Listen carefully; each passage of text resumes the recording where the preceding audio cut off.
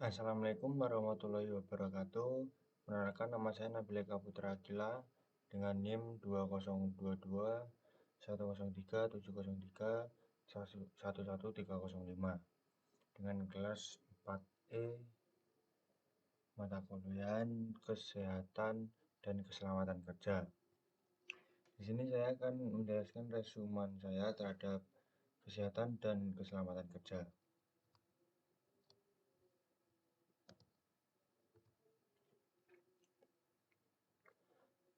Keselamatan dan kesehatan kerja atau K3 adalah bidang yang bertujuan untuk mencegah cedera, kerusakan kesehatan, dan kecelakaan di tempat kerja. Materi silabus K3 mencakup pengantar, identifikasi bahaya, pengendalian risiko, sistem manajemen, hukum dan peraturan, pelatihan, serta aspek kesehatan kerja. Kemudian ada sejarah K3. Sejarah K3 dimulai sejak revolusi industri dengan meningkatnya kesadaran akan pentingnya K3 melalui tekanan pekerja, serikat buruh, dan organisasi internasional seperti ILO, International Labour Organization. Tujuan utama K3 adalah mencegah cedera dan kecelakaan, melindungi kesehatan pekerja, meningkatkan produktivitas, dan memastikan kepatuhan terhadap peraturan. Dengan memahami dan menerapkan prinsip-prinsip K3, organisasi dapat menciptakan lingkungan kerja yang lebih aman, sehat, dan produktif. Kemudian ada keselamatan kerja yang sehat, aman, dan produktif, serta unsur kegiatan kerja yang mempengaruhi keselamatan dan kesehatan kerja. Lingkungan kerja yang sehat, aman, dan produktif memerlukan perhatian pada peralatan elektronika yang memenuhi standar keselamatan dan kesehatan kerja. Peralatan tersebut harus dirancang untuk tidak membahayakan kesehatan pekerja, aman digunakan, dan mendukung produktivitas. Selain itu, dalam kegiatan kerja terdapat beberapa unsur yang mempengaruhi keselamatan dan kesehatan kerja, termasuk diantaranya ergonomi tempat kerja, pengendalian paparan bahan berbahaya, manajemen risiko fisik seperti kebisingan dan suhu ekstrim, serta pengelolaan stres kerja. Memahami dan mengelola semua aspek ini adalah kunci untuk menciptakan lingkungan kerja yang sehat, aman, dan produktif bagi semua pekerja. Kemudian ada regulasi keselamatan dan kesehatan kerja di Indonesia. Yang pertama ada Undang-Undang Nomor 1 Tahun 1970 tentang Keselamatan Kerja.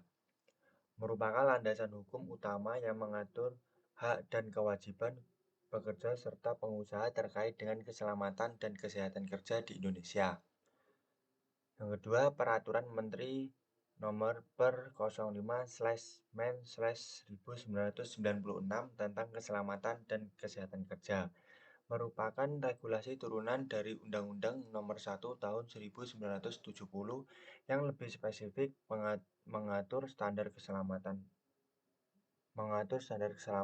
prosedur keselamatan, penggunaan peralatan pelindungan diri, pengujian inspeksi, dan tata cara pelaporan kecelakaan kerja. Yang terakhir ada peraturan perundangan lainnya, meliputi peraturan pemerintah, keputusan menteri, dan peraturan daerah yang juga berkaitan dengan bidang keselamatan dan kesehatan kerja. Peraturan-peraturan ini memberikan kerangka kerja yang komprehensif untuk meningkatkan keselamatan dan kesehatan kerja di Indonesia. Dengan demikian, regulasi tersebut membentuk dasar hukum yang penting bagi upaya-upaya untuk menciptakan lingkungan kerja yang lebih aman, sehat, dan produktif di Indonesia. Kemudian ada stakeholder dalam manajemen keselamatan dan kesehatan kerja di laboratorium. Yang pertama ada kepala laboratorium, bertanggung jawab atas pengelolaan keseluruhan operasional laboratorium dan memastikan kepatuhan terhadap prosedur keselamatan dan peraturan K3. Tanggung jawabnya meliputi pengadaan peralatan keselamatan, penyusunan prosedur evakuasi, dan penyelenggaraan pelatihan K3. Yang kedua ada dosen atau asisten laboratorium. Bertanggung jawab langsung atas kegiatan praktikum atau eksperimen di laboratorium. Tugasnya adalah memastikan kepatuhan mahasiswa atau siswa terhadap prosedur keselamatan, memberikan arahan, dan bertindak sebagai contoh dalam pematuhan K3. Yang ketiga yaitu teknisi, bertanggung jawab atas pemeliharaan peralatan laboratorium. Tugasnya mencakup perawatan, perbaikan, dan kalibrasi peralatan untuk memastikan kinerja yang aman dan efisien. Mereka harus memastikan bahwa peralatan telah memenuhi standar keselamatan yang ditetapkan. Stakeholder ini bekerja sama untuk menciptakan lingkungan kerja yang aman dan sehat di laboratorium. Dengan masing-masing memiliki peran dan tanggung jawab yang krusial. Sinergi antara mereka merupakan kunci untuk mencapai tujuan keselamatan dan kesehatan kerja yang optimal. Kemudian ada pemahaman konsep dalam keselamatan dan kesehatan kerja. Pertama, memahami hazard. Hazard merujuk pada segala sesuatu yang memiliki potensi untuk menyebabkan cedera, kerusakan, atau bahaya bagi kesehatan pekerja. Penting untuk mengidentifikasi hazard di tempat kerja agar langkah-langkah pencegahan yang sesuai dapat diambil untuk mengurangi resiko cedera atau kecelakaan. Yang kedua, memahami ALARP, yaitu Oslo Reasonably Predictable, adalah pendekatan untuk mengelola resiko di tempat kerja dengan memastikan bahwa resiko dijaga sekecil mungkin selama masih dapat diterima secara ekonomis dan praktis. Ini dapat membantu dalam menentukan prioritas tindakan pencegahan dan mengambil keputusan yang tepat dalam mengelola resiko. Yang ketiga, memahami tindakan kontrol ukur. Tindakan kontrol ukur melibatkan langkah-langkah konkret yang diambil untuk mengendalikan atau mengurangi resiko di tempat kerja. Ini termasuk penerapan metode kontrol seperti penggunaan APD, perubahan desain proses kerja, atau penggunaan sistem isolasi untuk mengurangi paparan pekerja terhadap hazard. Pemahaman konsep-konsep ini merupakan langkah awal yang penting dalam mengelola risiko keselamatan dan kesehatan kerja di lingkungan kerja. Dengan menerapkan prinsip-prinsip ini, organisasi dapat menciptakan lingkungan kerja yang lebih aman, sehat, dan produktif bagi semua orang yang terlibat. Kemudian, teori dalam keselamatan dan kesehatan kerja. Yang pertama ada teori domino effect, menyatakan bahwa kecelakaan atau insiden di tempat kerja seringkali merupakan hasil dari serangkaian kejadian yang saling terkait, di mana satu kejadian negatif dapat memicu kejadian berikutnya.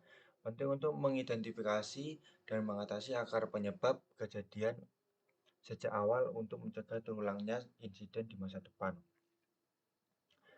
Kemudian yang kedua ada teori gunung es. Contohnya kayak gambar pojok kanan di atas, bahwa hanya sebagian kecil dari masalah atau resiko yang terlibat secara langsung, sementara sebagian besar masalah atau resiko tersembunyi di bawah permukaan.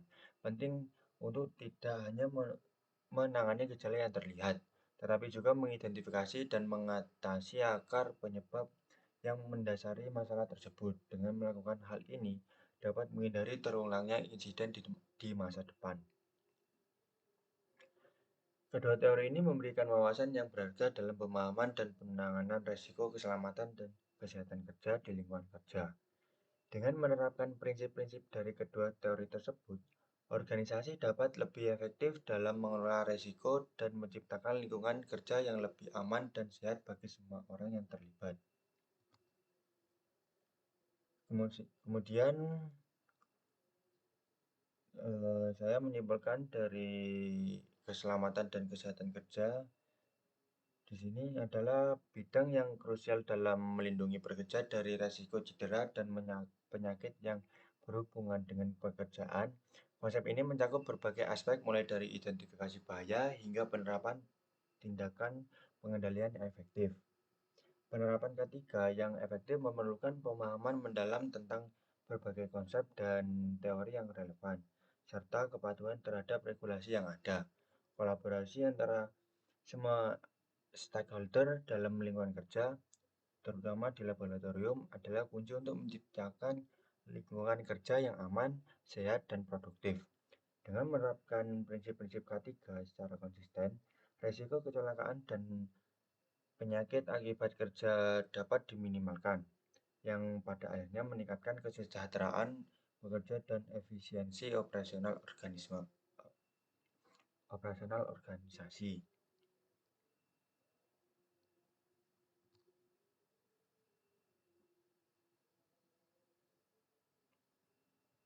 Kemudian cukup di sini saja. Terima kasih. Wassalamualaikum warahmatullahi wabarakatuh.